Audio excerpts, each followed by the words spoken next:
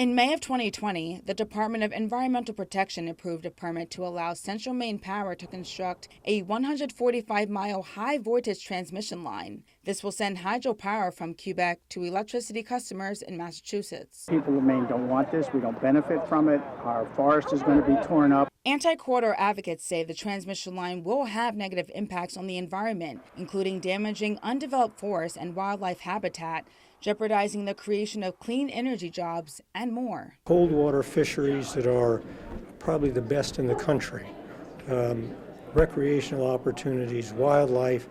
It has enormous impacts in a really precious part of the state, and we just don't think it's the right place. In 2020, 3 appeals were filed by the Natural Resources Council of Maine, Next Era Energy Resources, and the West Forks Group, but took more than a year for the BEP to review the appeal. When the permit was awarded, we've appealed that.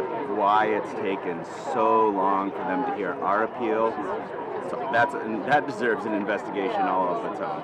Meanwhile, in last year's election, more than 60% of voters approved a ban on construction of the CMP corridor. It is now up to the Maine Supreme Judicial Court to determine whether the CMP corridor construction can continue. They're ignoring the people's referendum. They're ignoring their own DEP suspended the permit. Anti-corridor advocates stood in the hot sun right outside Augusta Civic Center holding signs that read, "Revoke CMP's permit, follow the law, Mainers voted no," and other messages. We want the BEP to know that our opinion hasn't changed and we're watching them and we expect full transparency as they're making their determinations. The BEP meeting is not over yet. It will continue tomorrow, July 21st, starting at 9 a.m. right here at the Augusta Civic Center. At the end of tomorrow's meeting, they will decide whether or not they will host a public hearing.